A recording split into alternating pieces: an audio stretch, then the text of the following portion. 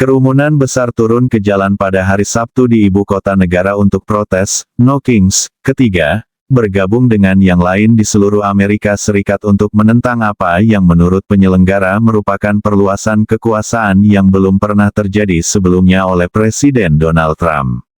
Ribuan orang membawa spanduk dan memainkan musik memulai hari di Memorial Circle di bawah Pemakaman Nasional Arlington.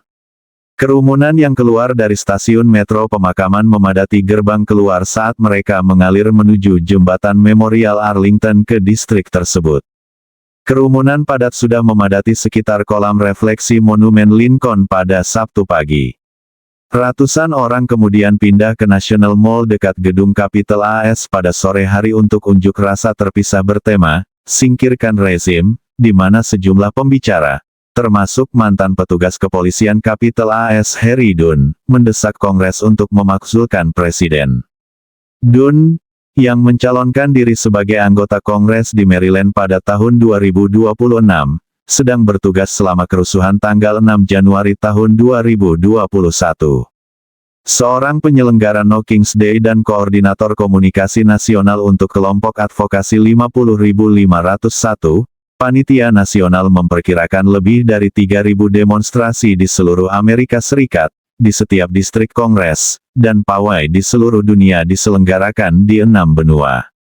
Panitia mengatakan pada Sabtu malam setidaknya 8 juta orang berpartisipasi.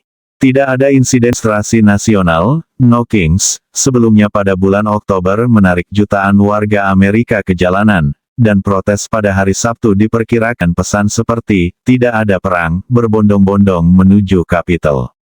Sejumlah penampil utama dan pembicara diharapkan hadir, seperti Bruce Springsteen, yang akan menyanyikan lagu barunya, Streets of Minneapolis, serta Senator AS Bernie Sanders dari Vermont, Joan Baez, Maggie Rogers, Jane Fonda, Gubernur Minnesota Tim Walz, anggota Kongres AS Ilhan Omar dari Minnesota, dan banyak lagi. Dalam beberapa bulan sejak unjuk rasa, No Kings, sebelumnya, pemerintahan Trump mengirim ribuan agen federal ke Minneapolis, tempat seorang petugas imigrasi dan bea cukai menembak mati Renee Good, seorang ibu berusia 37 tahun dan warga negara AS. Hanya berselang 2 minggu kemudian, agen bea cukai dan perlindungan perbatasan menembak mati Alex Pretty, yang juga berusia 37 tahun dan warga negara AS.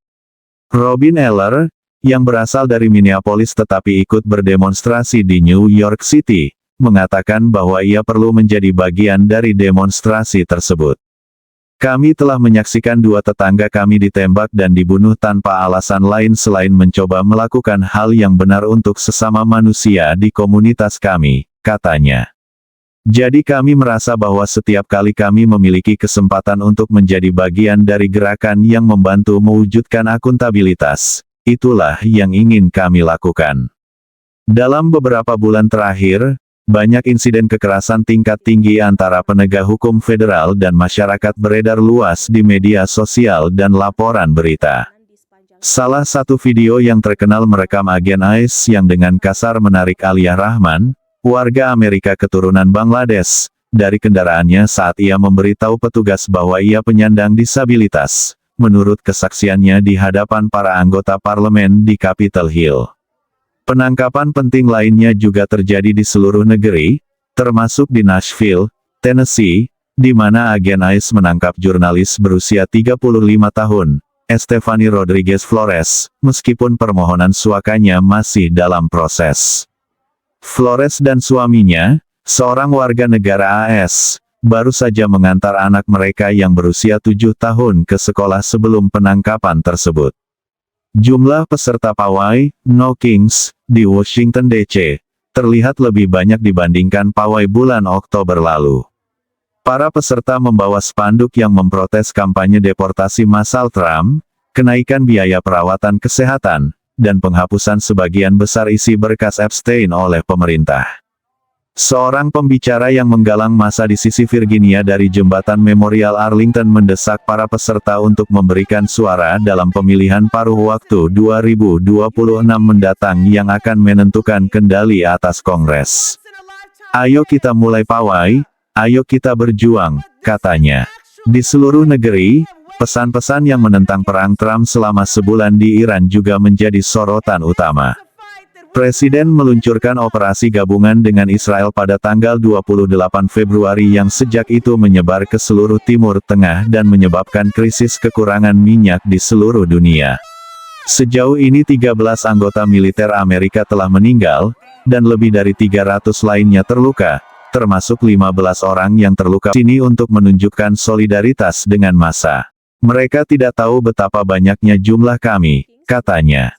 Donald Trump harus disingkirkan, sekarang juga. Ezra Bermudas, yang berusia 40-an dan tinggal di Virginia Utara, mengatakan bahwa pemerintahan tersebut tidak profesional, dan bahwa hal itu menjauhkan warga Amerika dari pemerintah mereka.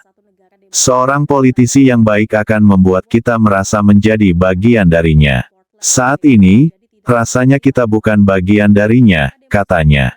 Saya tidak ikut berunjuk rasa, saya bukan demonstran, tapi ini benar-benar menyebalkan.